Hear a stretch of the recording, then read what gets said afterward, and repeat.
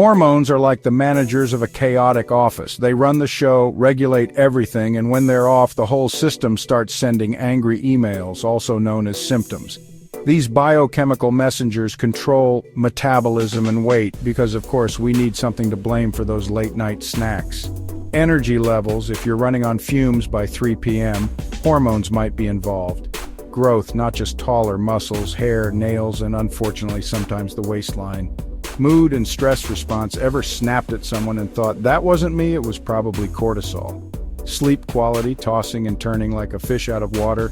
Yep, hormones. Reproductive function, from baby making to avoiding mood swings that could clear a room. Immune system regulation, because nobody likes getting sick at the worst times.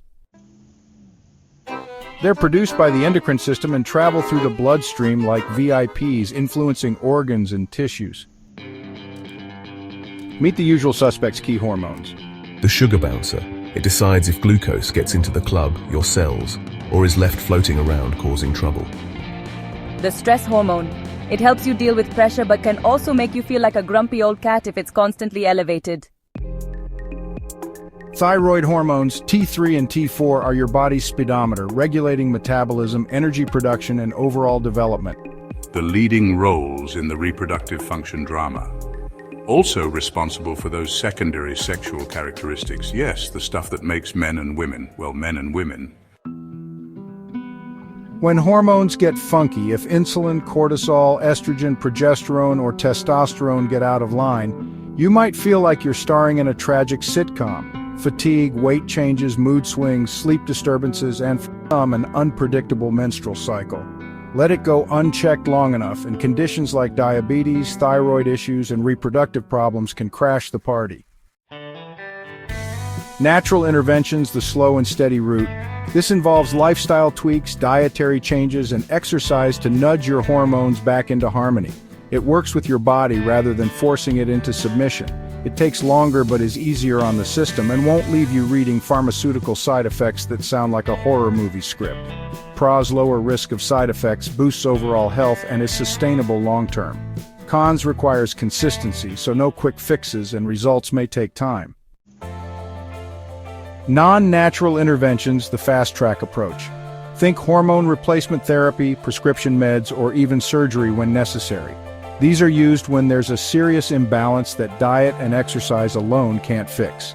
Examples include hormone replacement therapy for menopause or low testosterone, medications like birth control for cycle regulation or metformin for insulin balance, and medical procedures such as thyroid surgery or other interventions.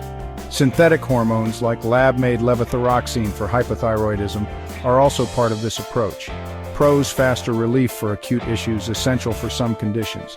Cons: potential side effects, long-term dependency, and sometimes just treating the symptom, not the root cause. Eat your way to better hormones. What you eat can either be your ally or the villain in this hormonal saga. Let's break it down. Healthy fats, the building blocks. You need fats to make hormones, but we're talking the good stuff, no drive-through nonsense. Wild-caught fatty fish like salmon and mackerel, avocados because who doesn't love guac, extra virgin olive oil, coconut oil, and nuts and seeds, especially walnuts and flax seeds. Quality protein, the amino acid connect. Think grass-fed meats, pasture-raised eggs, legumes, quinoa, and hemp seeds. Cruciferous vegetables, estrogen's best friend. These veggies help metabolize estrogen so it doesn't run wild like a toddler on a sugar high. Broccoli, cauliflower, Brussels sprouts, kale, and cabbage. Adaptogenic herbs, the stress squad. These plants help your body roll with the punches: ashwagandha, rhodiola, holy basil, and maca root. The gut hormone connection. Trust your gut. Your gut and hormones are tight. Keep your digestive health in check with fermented foods like yogurt, kefir, and sauerkraut. Add prebiotic-rich foods such as garlic, onions, and bananas. Stay hydrated with filtered water, not soda. And yeah, cut down on artificial sweeteners and processed foods. That means skipping the vending machine at work. Diet patterns that work. The Mediterranean approach: whole grains, fruits, veggies, lean proteins, and healthy fats. This helps with insulin sensitivity and cortisol balance. Plant-forward eating, fiber-rich and packed with phytonutrients. It supports insulin sensitivity and overall hormonal harmony. Exercise, the ultimate hormone regulator. Exercise isn't just about looking good in jeans, it has real hormonal perks. Strength training, the testosterone and growth hormone booster. Lifting weights isn't just for gym bros. Resistance training increases testosterone and growth hormone levels, helping build lean muscle and boost metabolism. Pro tip, 2 to 3 sessions per week focusing on compound movements like squats, deadlifts, and bench press. Use moderate to heavy weights, 70 to 85% of your max capacity. Yes, you can lift more than those soup cans. Final word, keep those hormones in check. If your body feels like it's playing a hormonal prank on you, don't panic. A mix of lifestyle changes, good food, and smart exercise can work wonders.